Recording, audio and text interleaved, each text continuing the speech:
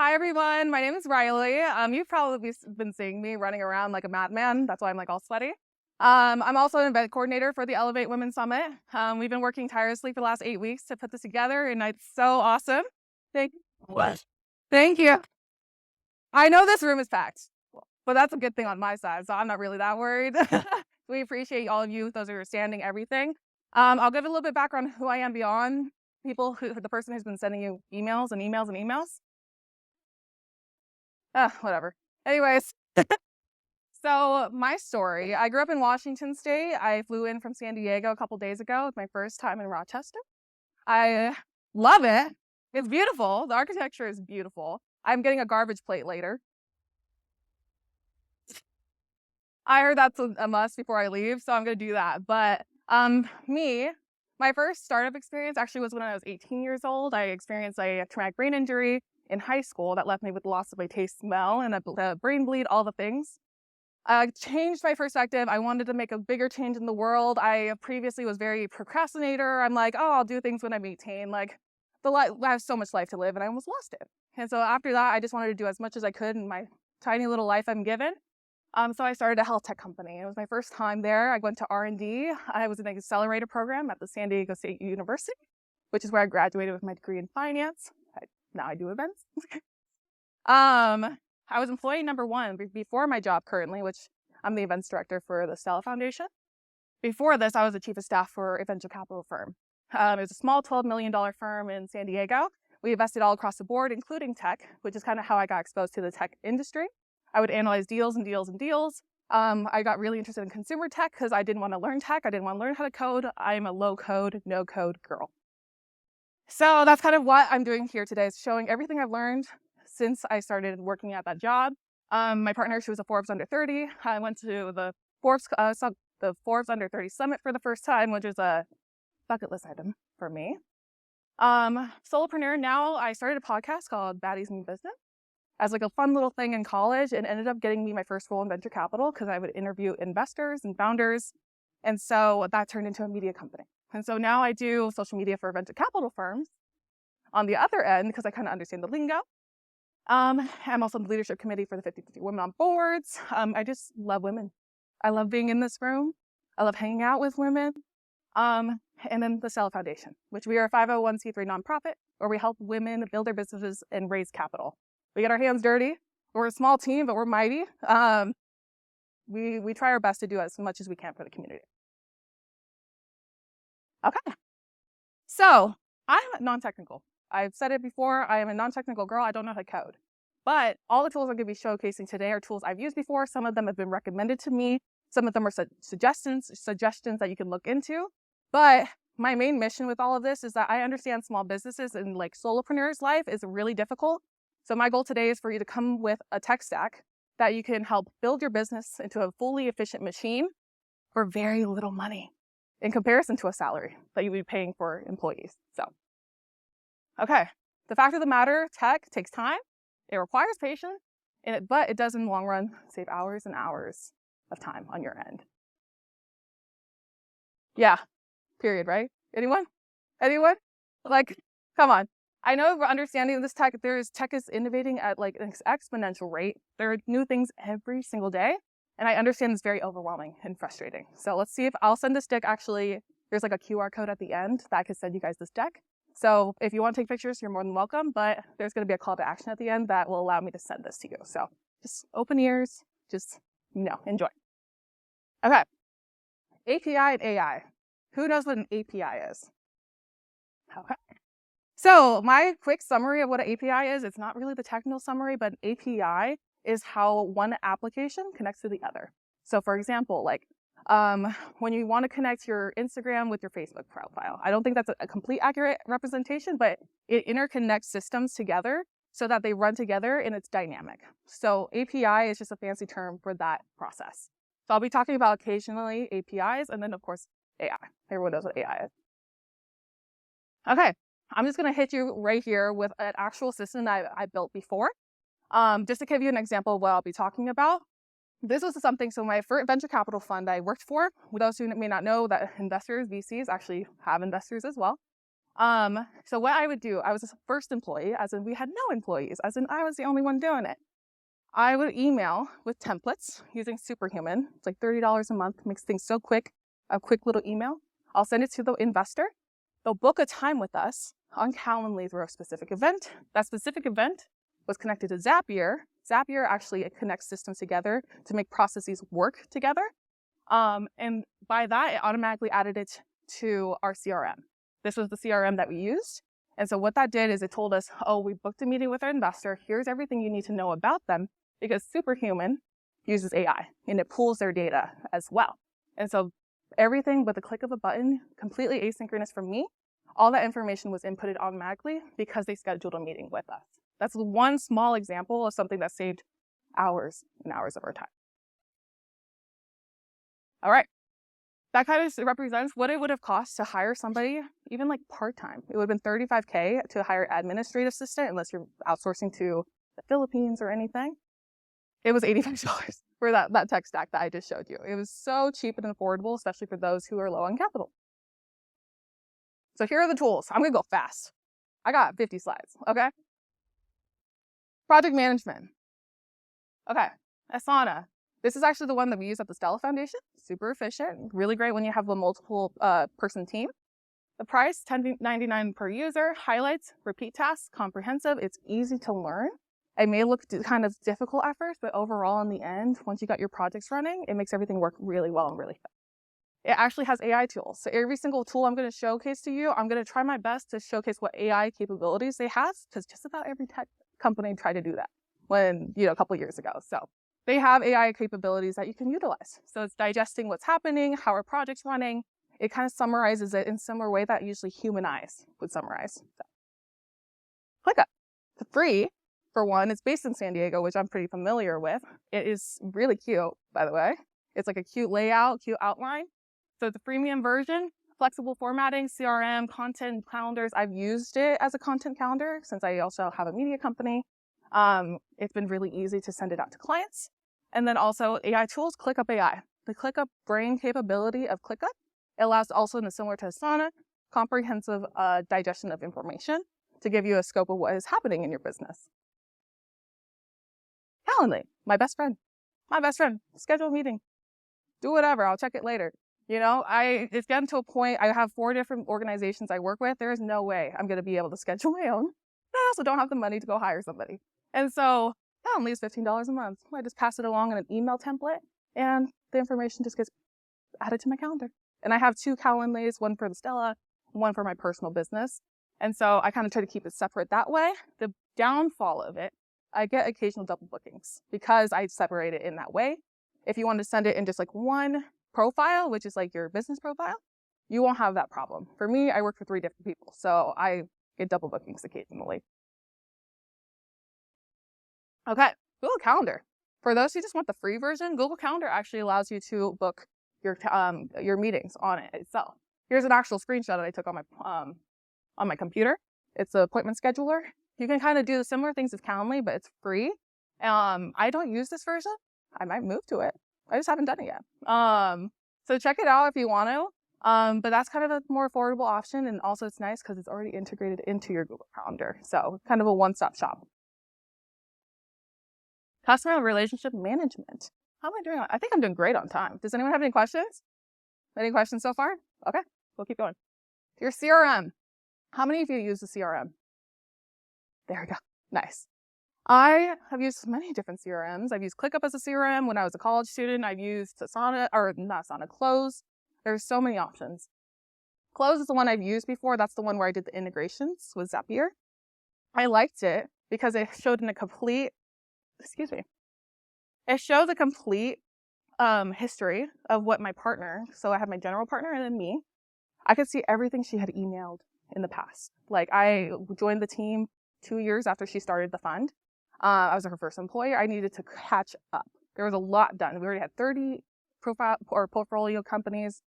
I was able to literally read all of her email streams with our limited partners. I got to understand her way of communication. There was apps that I could integrate into it to kind of pull in more data. It was just really fun to use. It takes some time to learn. but I liked it as an option, and I included it because I've used it before. Salesforce. Everyone knows Salesforce. It's more of an enterprise level capability. The small businesses can use it as well, but I know more of like Series A and beyond are more, they choose this more as an option. And so I don't know a ton about it. I won't share much, but it's an option for you if you get to a point where you have a bigger team and you want more capabilities that you can choose from. Notion. Who uses Notion? Perfect. Who's never heard of Notion before? Oh, okay. So Notion as a Notion AI writing tool that would pull data from the systems that we use, which is like our fundraising tool. It would be pull legal data, because I don't know how to read contracts all the time. Like I wanted to know how to understand the lingo that comes with investing and comes with later stage venture capital. I didn't know that, but Notion was able to do it for me. And so I would type in little cues like ChatGPT, and it wrote our operations manual for us. It would pull data from other publicized venture capital funds, their manuals that were publicized. They pulled that data to kind of integrate into ours. And we were a small 3-4 person team by the end of it. It was really convenient. Refer to the operations manual. Refer to it. Did I write it? I read it. I edited it. But I didn't write it. So flexible formatting, AI writing tool is accurate. I don't know what's going on. All around data management. Cons, the data security of it all. So if you don't pay for it, it does have some tricky sharing tools where sometimes it publicizes it to the internet. You just gotta be careful. Yeah. Just be careful with that free version. Like make sure you're very safe with your data, use a VPN, use all the things to protect your data, especially with really secure information. Airtable, my best friend. Anyone use Airtable? I love Airtable. I love it. Sponsor me, please. Everybody, I should have given an affiliate code. Again, sponsored. I use Airtable. I've been using Airtable for years. So for those who don't know what Airtable is, so there's a freemium version. It's kind of like where we all store our forms, our data. I think all the forms that a lot of forms that we use for our events are from Airtable. They can be branded. So if you pay for the version, you can completely brand it to your business, make it look really specialized, take out the watermarks, all the things. And also what's cool about it is if you have forms that you submit into it, the information can be displayed in many different ways. So like data visualization. It has capabilities that allows you to show and represent for reporting. Also gallery views if you have headshot people. It just gives a really flexible option to showcase information. It's really nice, especially if you have reporting standards with like stakeholders, investors, etc. I also like that it's branded in general. But anyways, you can kind of check it out for free.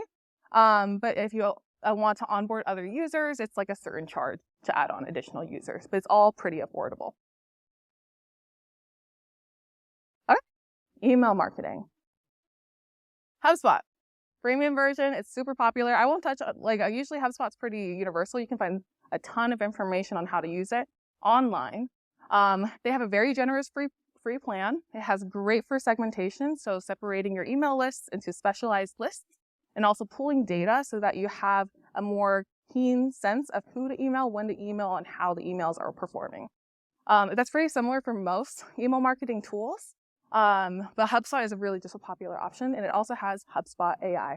Most of the tools that we use today have an AI version, just not everybody uses them or knows about them or knows to look into them. MailChimp. Okay, MailChimp's a popular option, same thing. I won't go too deep on it. But if you're interested in using does anyone use MailChimp? I like seeing this. I'm curious because sometimes I'm from the West Coast, so sometimes it kind of differs what tools are used. But it's user friendly. I've used it before. I'm dummy free. It's easy to learn. I think that's the biggest thing. Is like I don't want it to be too complicated. I think we're exiting an era where in tech where everything knit. We're trying to really simplify everything. It's a limited free plan though, so that's one thing. If you have a bigger budget, just go ahead and invest in the MailChimp. Also personalized emails, of course, branded emails, etc. This is a free version. So I found this. It was suggested by Forbes. This was actually a mailing system that you can use. But it's free. But you can use a pre-built content blocks, building emails super quick, generous allotments of segmentation. I haven't used this one before. I'm going to say that right now, but I've seen it highly recommended. So if you're trying to find something super affordable, this is kind of where you can start. And then if you want to invest early on in your email marketing, go ahead and invest in something like MailChimp, HubSpot. Beehive. Does anyone write newsletters? Okay, I write occasionally. Not a consistent newsletter, but what's amazing about Beehive is it's a way to build subscriber base. So you can build an audience in Beehive. It's meant to help creators, so the creator economy. It's helping them build their audiences online. Paid subscriptions, it's another revenue stream that you can create for yourself if you want to create easy content to send out at a weekly period. Super easy to use, super easy. And I'll say, and I don't think I put it in here, but LinkedIn also has newsletters and articles that you can publish. An example of this is I wrote the newsletter for San Diego Tech Hub, our very first one. We are almost at 1,800 subscribers in just the last 3 months. And so that's completely like posting once a month. Like these are two options you can utilize depending on where your audience is. This is great when your audience is across other platforms like Instagram, LinkedIn, wherever it may be. LinkedIn articles, the limitation with that, it's only on LinkedIn. So that's kind of the comparison there, but I've done both. Substack is another paid like newsletter platform. I used to use it. I moved over to Beehive. No specific reason besides the fact that I knew that Beehive had more capabilities built for creators, and I'm a podcaster. And so I wanted something that was very curated to my demographic. Substack is kind of universal. Business owners use it all the time, build audiences. It's just what works for you best. But what's great is if you start with Substack, you can convert all your subscribers to Beehive and vice versa. And so you can start somewhere, try it out, move to the next one, just find out what works for you. All right. My baby, I love this thing. I love it. Take my money. It is $30 a month. I pay $60. Don't tell them that. But I literally am in love with it. The reason why I love it is I used to email through Gmail, all the things, whatever. I just couldn't understand the command keys. Like I just didn't like the user interface. I like things that look pretty. Like I might be a little biased there, but Superhuman is so clean. It's command key based, meaning like if I push Command K, I have a bunch of tools I could just click, create snippets. I can create different lists. I can create, the biggest thing is templates that I use. It also has an AI capability that helps summarize long emails and email streams. I haven't used it yet, but I'm working on it because I think I love the idea. I email, you all got my emails. I email like it's my only job. And so I wanted something that was quick and I love it. Check it out if you want. You might be good with if you email a lot. I just think this is a really good option to explore because I get through things so quickly. I can get through probably like 100 emails in a matter of like 30 minutes if they don't ask me any, crazy questions, But if I just get through it, I can get through it. Like little personalized questions, they always come, but I can get through it pretty quickly with my templates. Content creation. Okay. This one, since I do this like as a business, I get this question all the time. I created this entire thing for my clients. I published it on my Substack, but this is a 2023 version of a content creator's guideline specifically for solopreneurs. These are all options I know are accessible to entrepreneurs or solopreneurs.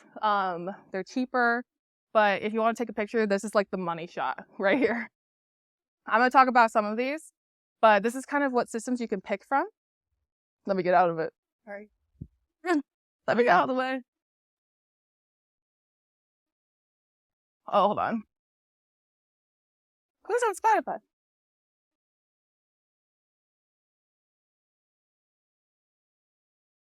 Oh. Substack. It's on my Substack. Yeah, I made that on Canva. I can send this. Just message me after. I'll send it to y'all. If you message me after this, it's in the deck. You'll get it. Okay. I'm not even gonna really talk about it. It's overwhelming. Whatever. ChatGPT, Copy AI. I use Descript to edit my videos. I actually edit my own podcasts and videos. You probably could tell, but not that much. I've done a lot of practice. I love all of these tools, and I'll talk about them.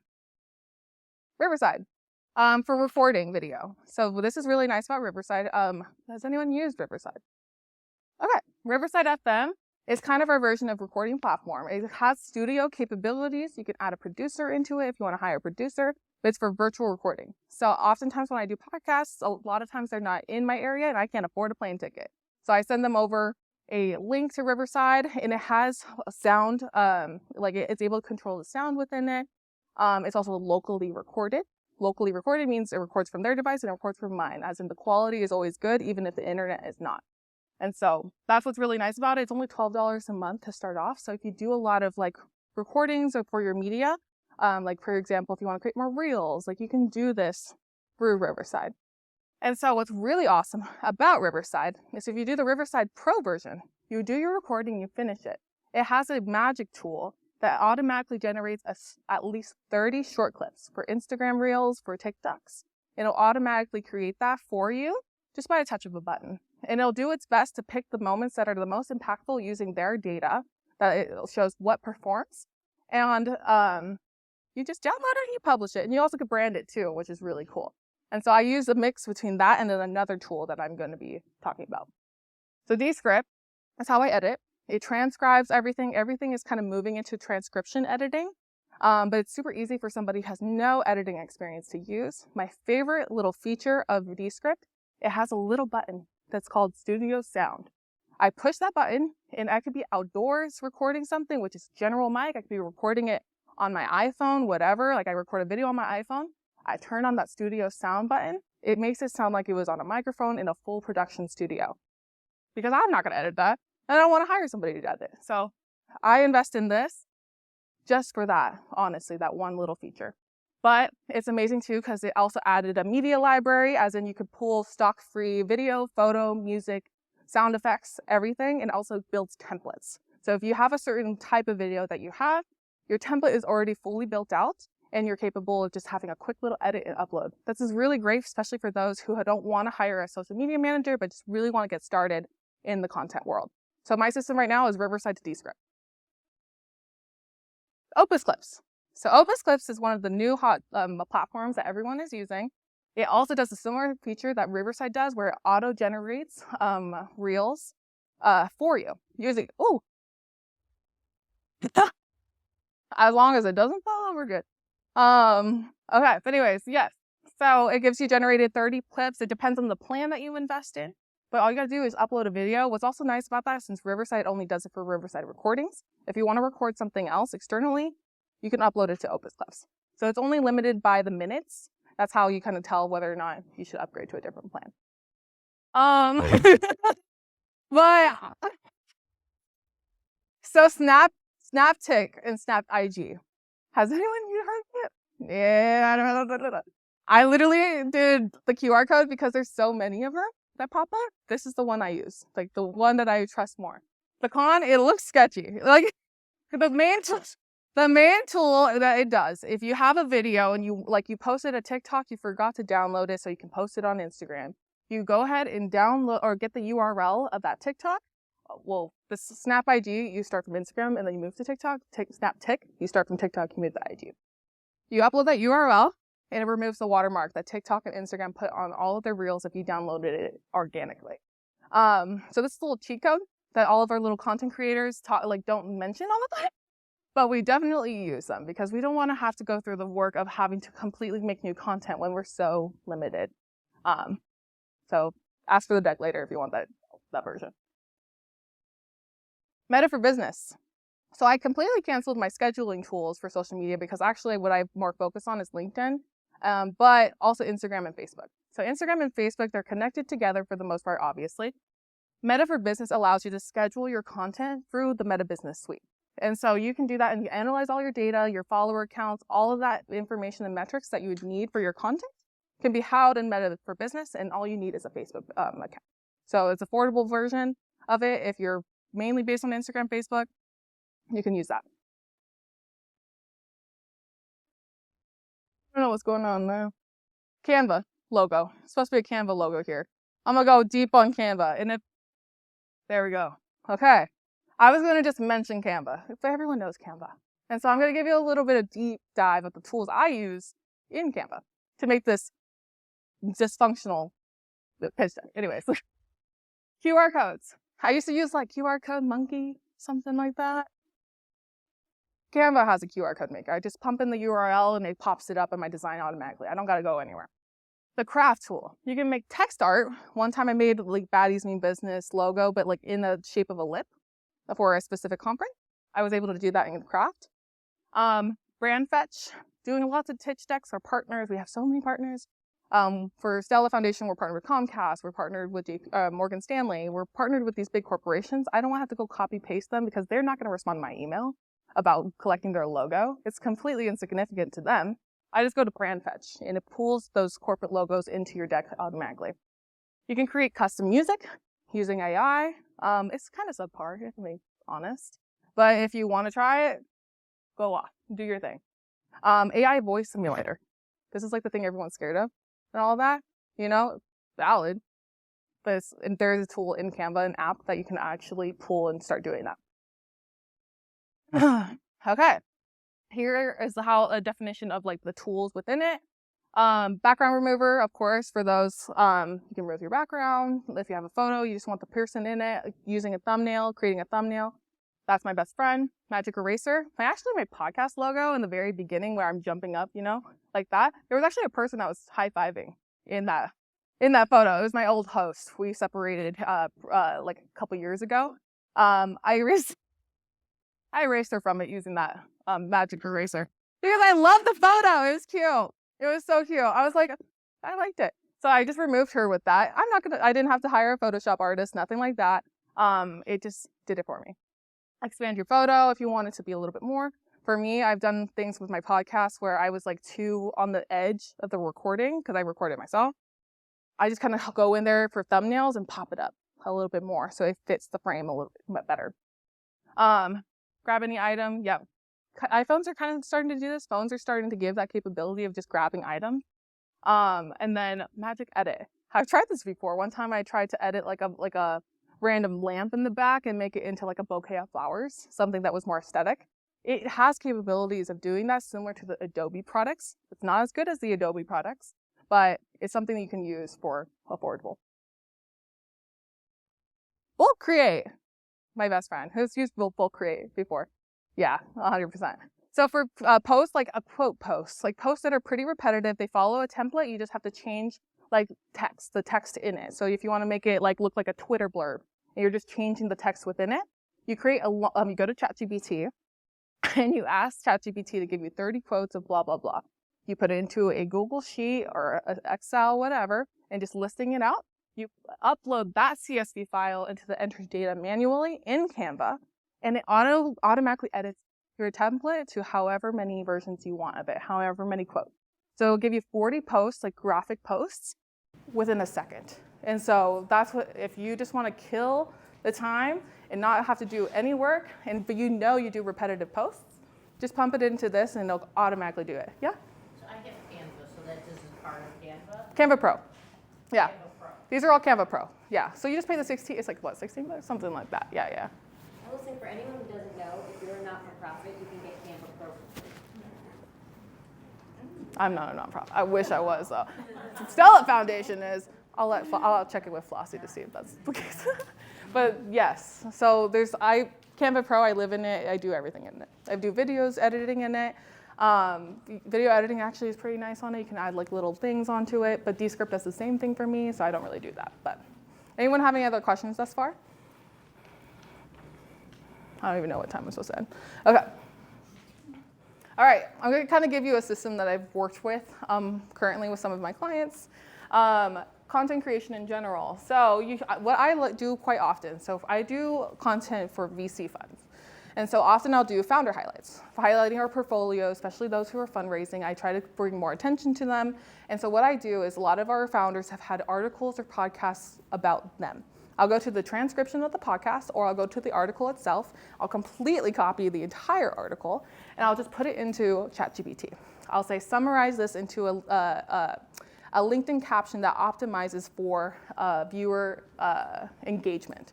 I'll say that. It gives me a quick little summary on ChatGPT LinkedIn caption, and then I'll just kind of plug in my little like tags, as in like at blah, blah, blah. So the thing about LinkedIn, maybe not everyone knows this, most people do, but If you tag somebody in your post, it automatically populates oftentimes in their feed as well, and therefore you have access to their network as well. A fun thing about LinkedIn as well, everybody who is connected to you, you can access their emails through download, which is like, don't be doing that to me, but but it is a secret little tool that I've used for things like this. Then I'll kind of go to the Canva AI tools, which will help completely create a graphic that kind of fits what the caption talking about. Oftentimes I just create templates and I just redo them. I should have got some posts, but I'll show you where to follow. And then automatically post it over to LinkedIn and Instagram. Captions done, graphics is done within maybe like 20 minutes, whatever. Yeah. Anyone have questions on this? Okay. That system itself, $105. What it would have cost to hire a social media manager, $45,000 a year at least. I charge, I think it's like $1,500 for a basic client package. That adds up. I know that. And so if you don't want to do that, you can do it yourself. Hiring HR. Gusto. Does anyone use Gusto? Yeah, Gusto. Okay, so many of the places I've worked with, they use Gusto. For my business, it's how they hire me as a contractor. For us as the Stella Foundation, as a full-time employee, it's how they manage all of my employee information. This is a really great option to utilize when you're starting to onboard your first employees. It helps you collect tax information, payroll, paying independent contractors, collecting all the things that you need to make your accountant a really happy person, not raise their fee. So just check it out if you're kind of in that process. Does anyone have a team over like 2? There we go. Yeah. Gusto is a really great option when you're scaling and you just don't want to have to do payroll so manually. Do it here. It also helps manage PTO and all those things. Okay. If you don't have full-time employees, if you're actually wanting to have a more affordable option of your workforce, you can hire virtual assistants. Virtual assistants is often what I use for editing, captioning, copywriting, those kind of external things that can be done. Online Jobs PH is a version of where you can go. You can also go to Upwork, which I'll talk about in a second. But if you want to hire somebody, sometimes they charge anywhere from $3 to $5 an hour, and they're brilliant. They are absolutely brilliant. They're so smart, and they love working with United States business owners. The hardest part about it is it just takes time to find that perfect match for you, as anything that hiring does. Upwork, same thing, 10% service fee though if you use Upwork.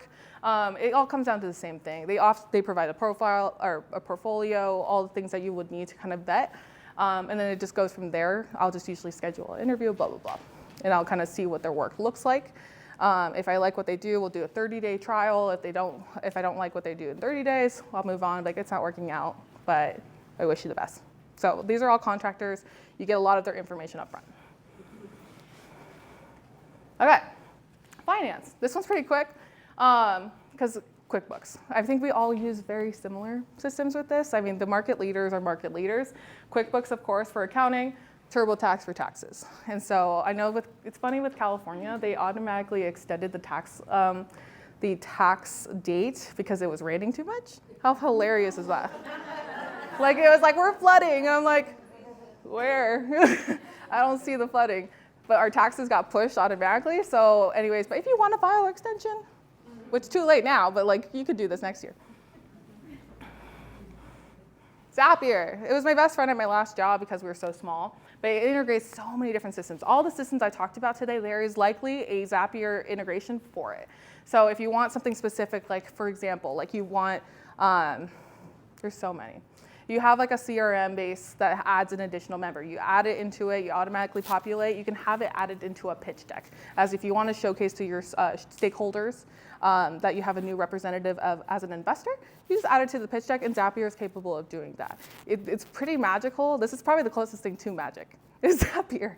Just getting things done, it just takes time. Zapier is pretty technical. There's a lot of breakage. Sometimes the code breaks, and you have to understand what that means when the code breaks. You got to find where the code is broke. You don't look at code itself, but it'll give you like messages in like real like speech of what's going on, and it's just your job to figure out what it is. It takes time, but if you figure it out and the system runs smoothly, game changing.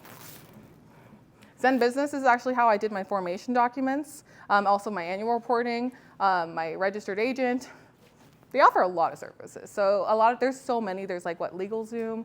You could just go to a lawyer. Like there's many ways to create formation documents and manage your compliance. This is just what I've used before because it makes it so easy. I incorporated my company when I was like 19. I didn't know what I was doing at all. I was just asking the internet, which is what I grew up on. And that's it. Okay. If you want this deck, follow me on LinkedIn, DM me on LinkedIn. I will send it to everybody I can. If you could DM me your email, that'd be even better. This is my podcast. If you want to check out the podcast, go ahead and watch it on YouTube. But overall, that's it. Does anyone have any questions?